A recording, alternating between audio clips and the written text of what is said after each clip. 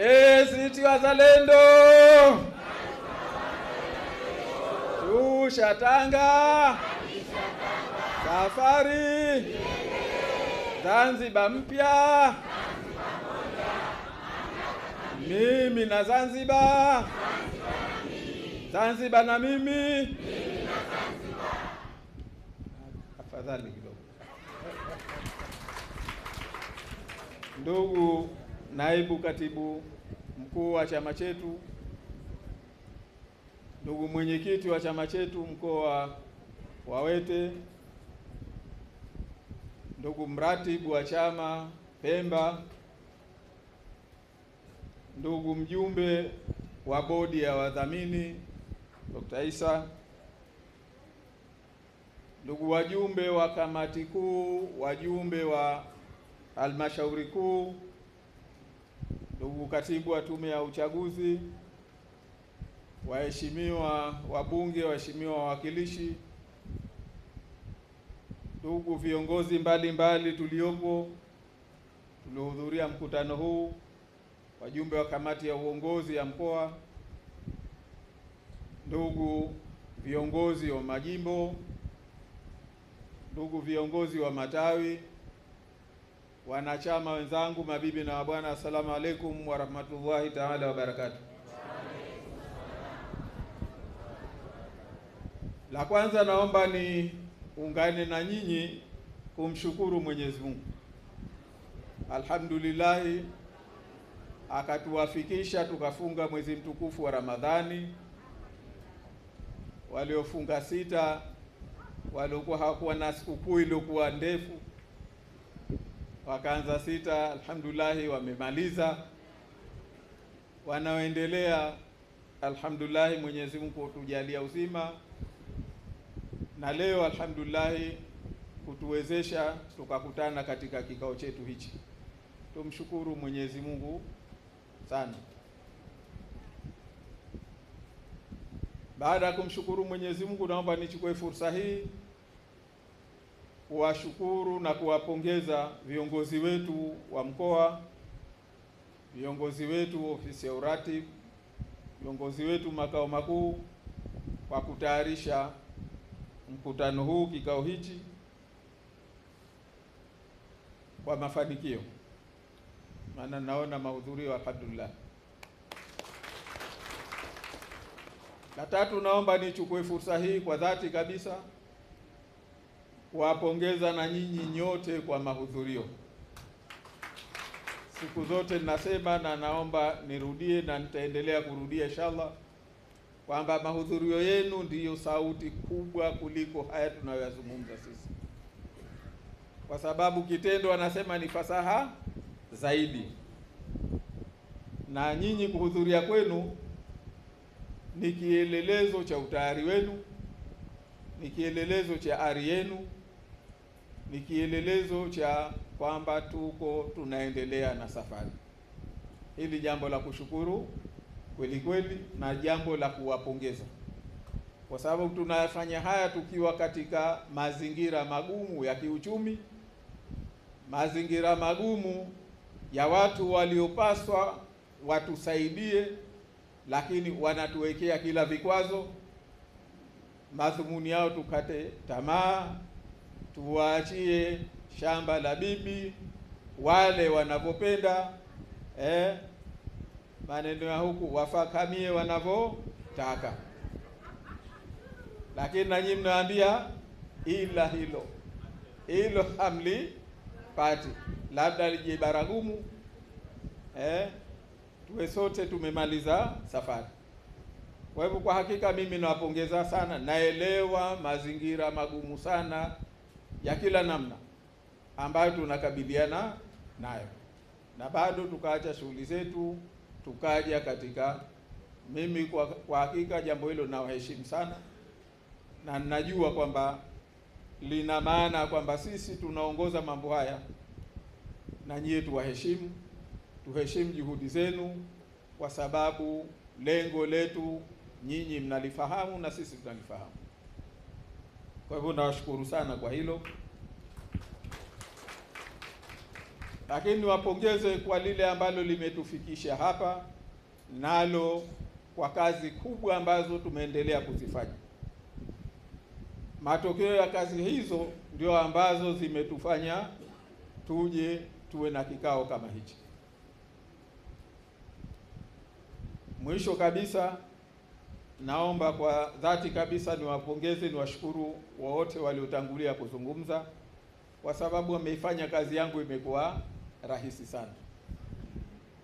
Leo nilizungumza sana kule Micheweni, tukiwa Konde. Kwa hivyo jioni hii wote tunafahamiana haraka zaidi. Kwa hivyo, na kwa sababu waliyozungumza pengine hata nisaidia nisizungumze sana. Lakini kubwa la msingi, kwa nini tumekutana,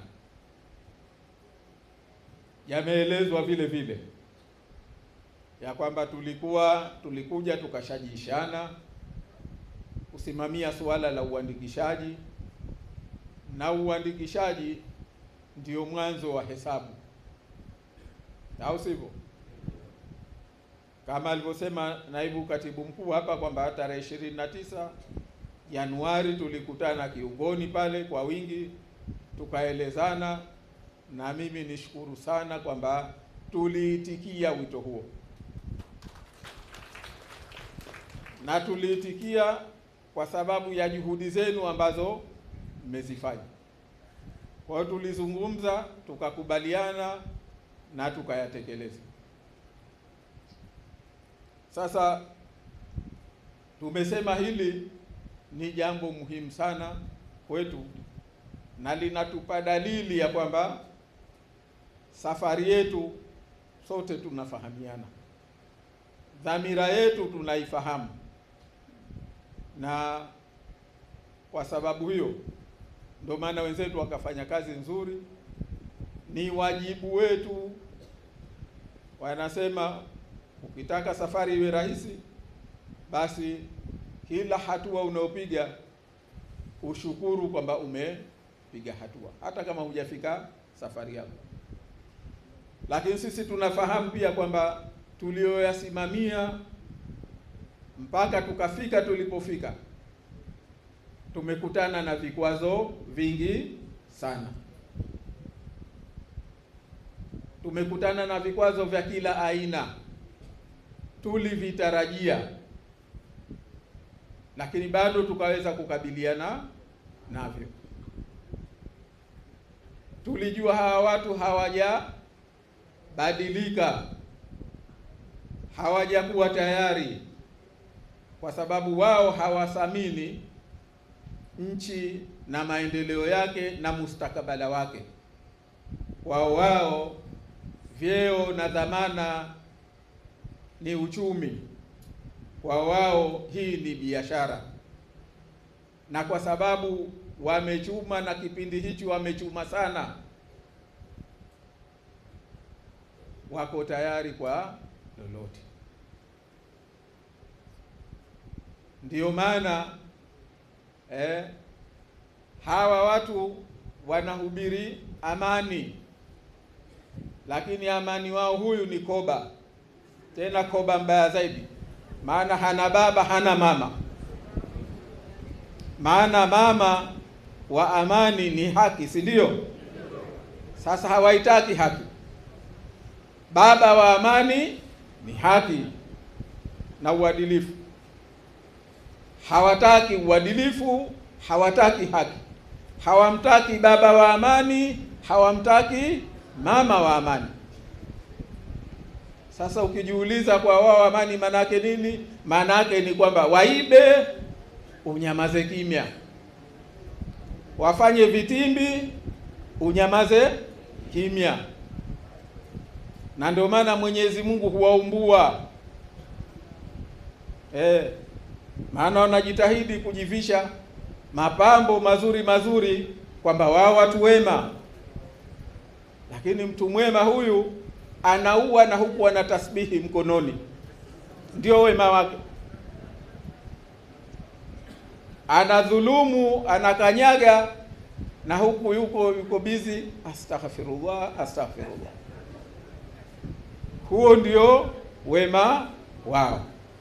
Lakini ndio nasema Mwenyezi Mungu huwaumbua, kwa sababu wewe kama unataka amani kweli, kama wewe unahubiri amani kweli, inakuwaje watu wako unakwenda kupanga watu wakwenda kufanya vurugu, kwenda kuwazuia watu wasipate haki yao kwa visingizio mbalimbali? Sasa haki yupi, amani yupi unayemhubiri wewe? Unakuwaje unahubiri amani huku unakwenda kutafuta mtu ambaye hana haki, unampa haki ile, mwenye haki unamnyang'anya? Amani ipi unayohubiri? Unakwenda kuchukua vikundi vya watu, unachukua watoto wadogo maskini, unawafungia mahala, unawafundisha chuki zilizopita mpaka dhidi ya wenzao, halafu hawa unakwenda kuwapa na silaha wende wakahujumu wenzao. Hatuamini sisi kwamba haya, kama kweli ni kiongozi huyajui, utakuwa hufai kuwa kiongozi. Maana mtu wa kawaida anayajua kwamba haya yamepangwa, naye anaonesha, hukemei, huzungumzii, wala hukatazi. Wewe unahubiri amani. Sasa tuliokutana nayo ni kwa sababu wenzetu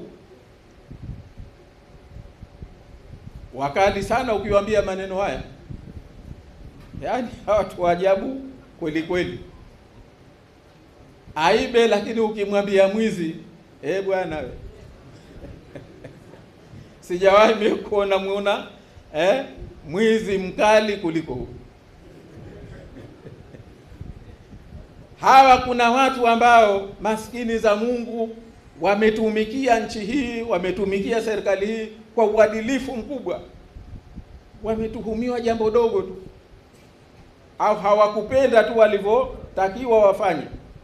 Wamepewa amri, wakati mwingine wanaona si halali, hawakutekeleza. Mtu utasikia kaondolewa, kawa mbaya.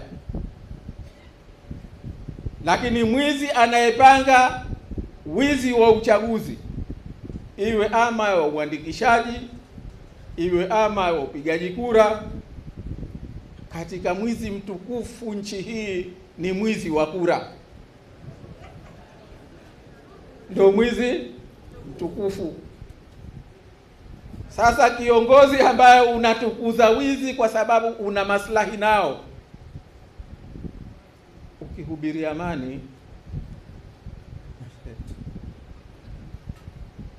saa nyingine mpaka unajiuliza, hasa wenzetu hawa wakwenda kiomba kwa Mungu wanaomba nini? Unatamani usikie dua zao.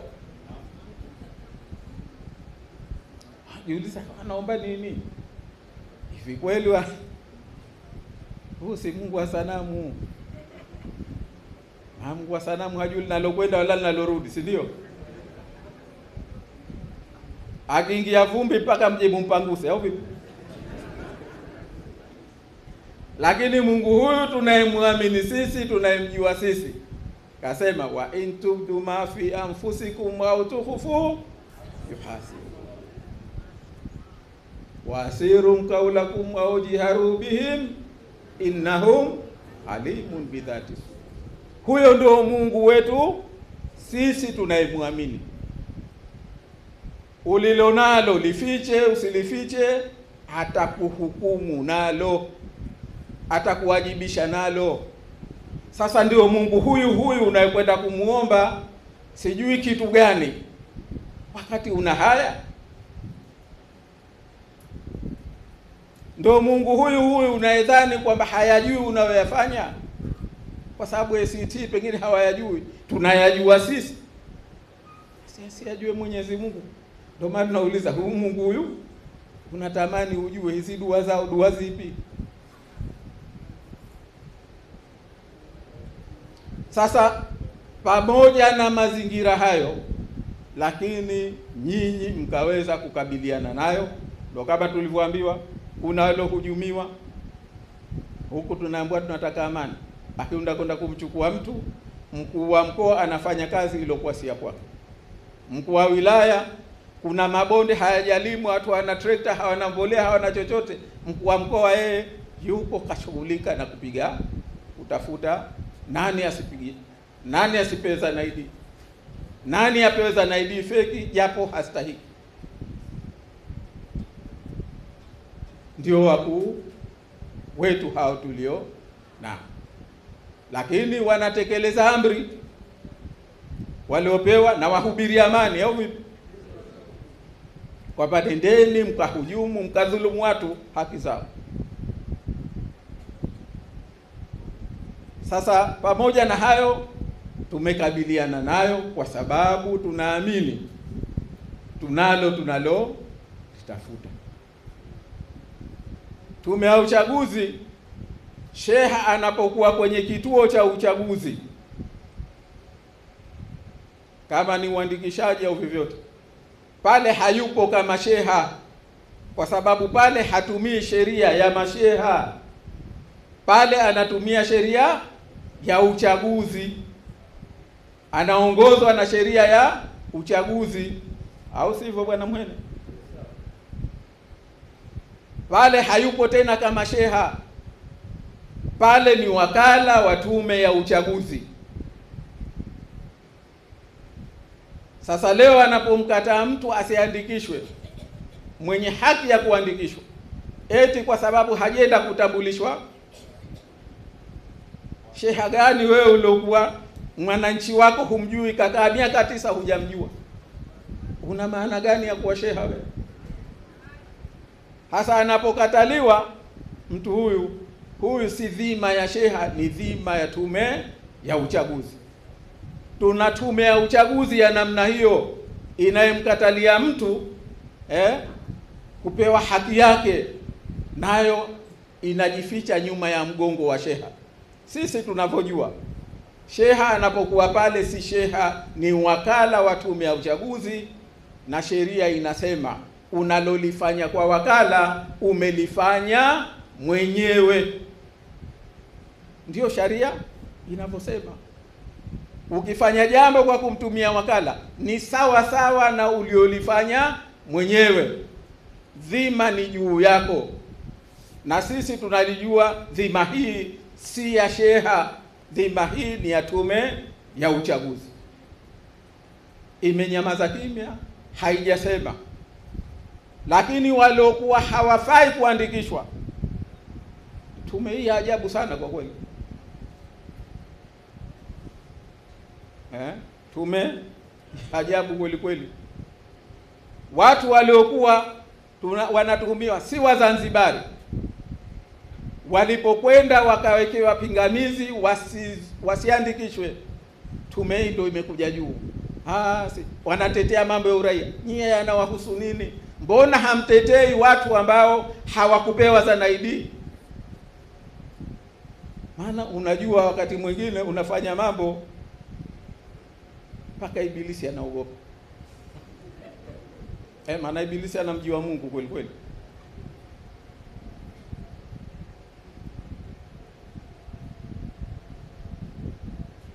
Kwa hiyo tunachosema kwamba jamani, yote haya tumekabiliana nayo na tukaweza kufanikisha zoezi letu kwa kiwango tulichoweza kufanikisha. Yaliyobakia, hiyo ni hatua nyingine ambazo tutazichukua. Sasa kwa sababu hiyo, kwa dhati kabisa tumesema lazima tuje tuwapongeze. Tuwapongeze mawakala wetu, tuwapongeze waangalizi wetu, tuwapongeze viongozi wetu waliosimamia zoezi hili.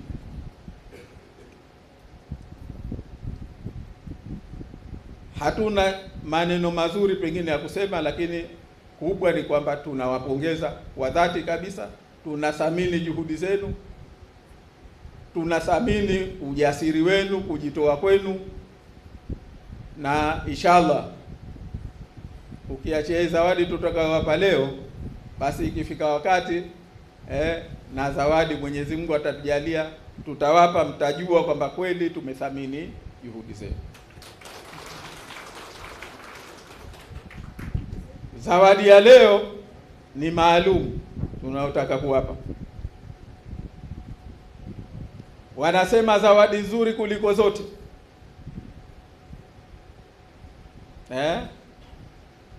si ya saa wala si ya kiatu wala si ya simu. Zawadi nzuri kuliko zote ni aliyefanya vizuri kumpa fursa akafanya zaidi. Kwamba huyu ukafanya jambo zuri ukampa fursa afanye tena kwa sababu ya imani kwamba huyo atafanya vizuri zaidi.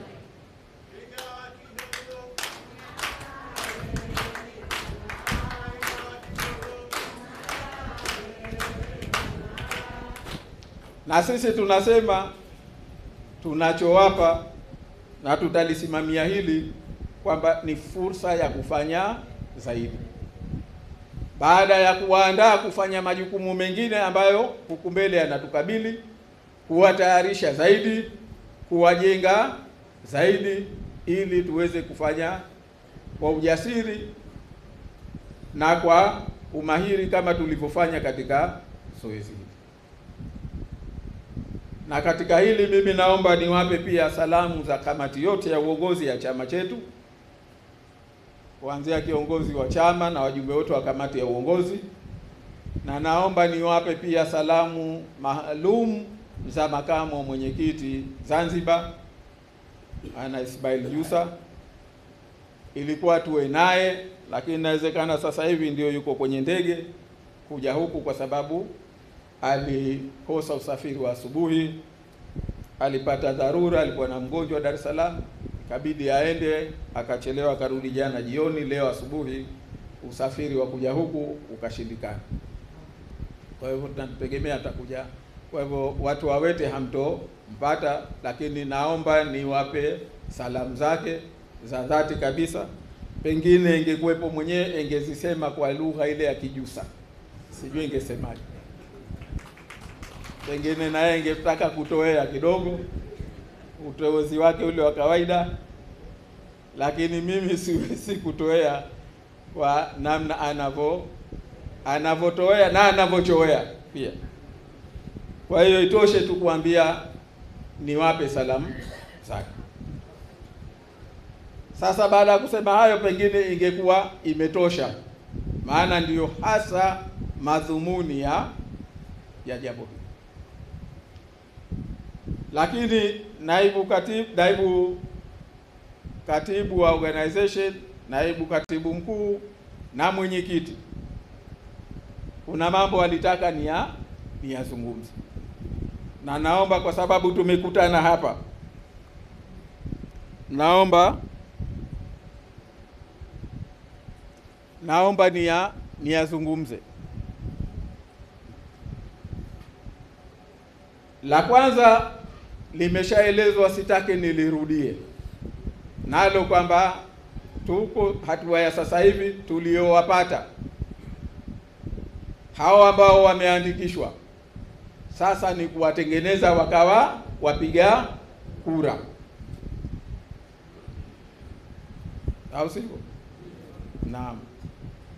Sasa kazi hii ni wajibu tujue, na hili nalisema kwa sababu karibuni hivi nimetembelea wazee wetu wa chama wengi mbalimbali, wapambanaji wa kweli kweli wa miaka mingi. Salamu zao kubwa walizonipa, mshamaliza hatua hii, kiporo kilichobaki, lakini jitahidini kwa sasa hivi muwe mnajua watu wenu. Sasa hivi ilikuwa tayari mmeshawajua nyumba kwa nyumba, kaya kwa kaya, mlango kwa mlango. Hii ni kazi ya watu wa matawi, ikisimamiwa na watu wa majimbo, ikiratibiwa na watu wa mkoa, pamoja na idara yetu ya organization.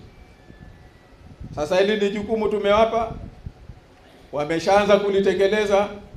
Sitaki mimi nilizungumze sana, lakini nawapa salamu za wazee wetu mbali ambao nimepata fursa ya kuwatembelea.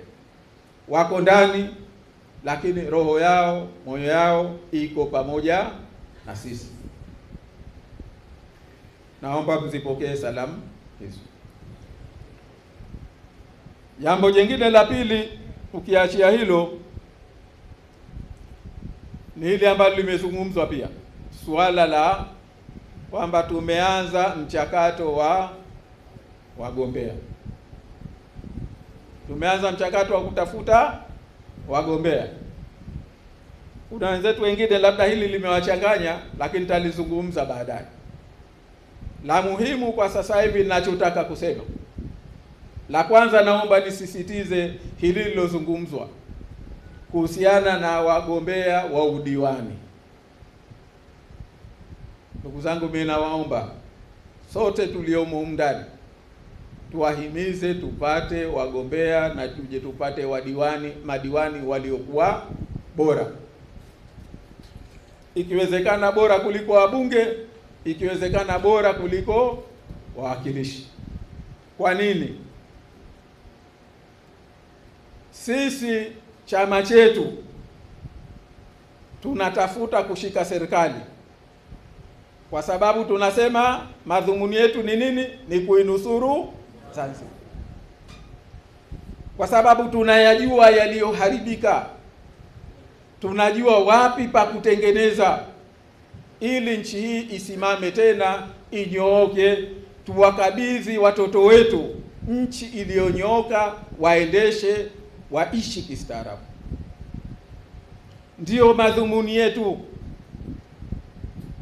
Sisi wengine tulipofika, ikiwa mtu wa umri wangu mimi anapambania yeye mwenyewe, kidogo atakuwa na mushkeli. Wa umri wangu useme wewe ufa kupona unajipambania mwenyewe, kidogo una mushkeli. Maana rafiki yangu, kama ukushiba kuli wako, huwezi kushiba kurambu wako. Hapa tena tupo wengine kuramba tu, lakini kuna koliwa toka. Madhumuni yetu, maono yetu, na ndio yalikuwa maono ya wazee wetu, ni kuinyoosha nchi hii. Imeharibika sana, na pahala ambapo tutaanza kuparekebisha, marekebisho makubwa tutayafanya kwenye serikali za mitaa, kwa sababu serikali za mitaa ndio za wananchi, na ndio mwananchi atakapojiona akiwa na serikali bora ya mtaa, akiwa na halmashauri bora, atajua nini maana ya kuwa mwananchi katika nchi yake. Itaanza kwa kuwa na serikali bora za mitaa. Hapa ndio patakapoonesha kwamba tumenunua punda, na sisi hatupandwi na punda, tunapanda punda atufikishe safari yetu. Maana sasa hivi ndio yale maneno ya Kingala aliyomwambia Jumbe, mzee Jumbe, mbona wenzetu ununua punda wakapanda punda, mbona sisi tumenunua punda tuwapandwa ni punda? Maana sasa hivi serikali imekuwa mzigo mkubwa kwa mwananchi. Kweli si kweli jamani? Anasema kama kuwa na serikali namna hii, maana mshahara peke yake wa kulipa serikali sasa hivi mwananchi wa Zanzibar anabeba gharama ya shilingi 1042 kila mwezi. Mwenye hamna habari, tunawaambia sisi tunayojua, na wala sisiri. Ingekuwa vijana wetu wanafanya kazi ya kusoma wakawaelimisha, wengeyaona haya kwenye bajeti zetu za kiserikali. Mwananchi wa Tanzania bara tu kwa mfano leo anabeba gharama ya shilingi 1015 kila mwezi. Wewe wa Zanzibar unabeba mara mbili na zaidi. Wataalamu wanasema kizungu chake per capita cost of wage bill, yaani gharama ya kila kichwa ya kila mwananchi kwa mshahara wanaolipwa watumishi wa umma. Na msifikiri kwamba eti hiyo ni kwamba watumishi wa umma wanafaidi sana. Jamani, wote maskini hawa, isipokuwa maskini rasmi tu. Wote hahe hohe, kila mtu anatumia hilo kwenda kulipa mshahara, kulipa madeni tu. Tatizo kubwa ni kwa sababu uchumi wa nchi yetu, kipato chetu cha kama serikali ni kidogo sana. Wenzetu tunasema vijinchi vidogo vidogo vinatupita mara kuu. Sisi kwa sababu tunakusanya kidogo sana, uchumi wetu mdogo sana, ndio maana hii gharama inaonekana kubwa. Lakini ndiyo kielelezo, anayekuja akakwambia nchi yetu tunaendelea, tunakwenda mbele kwa sababu ya uchochoro wa barabara wa njia. We hili tu linamtosha. Kumwambia rafiki yangu,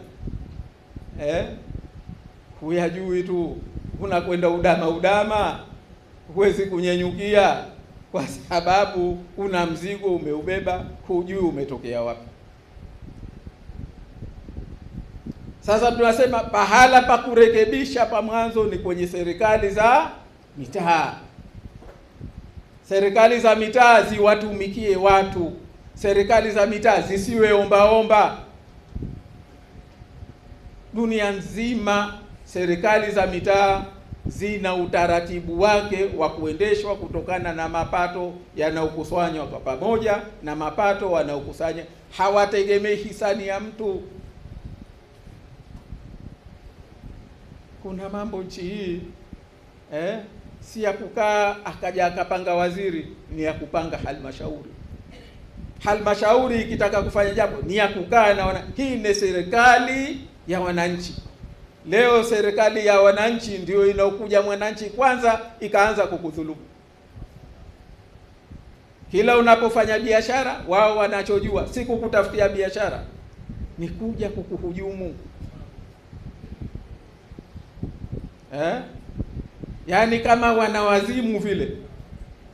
Wao kama wanakerwa na mwananchi angalau kupata pahala akajitafutia riziki yake, ni kwa sababu wamejengwa kwenye mentality ya kwamba serikali kazi yake ni kuhujumu watu, sio kutumikia watu. Sisi tunasema tunakwenda kuunda serikali ya kutumikia watu, kuwajengea heshima, mtu ajue kama yuko katika nchi yake na serikali wajibu wake kuwatumikia,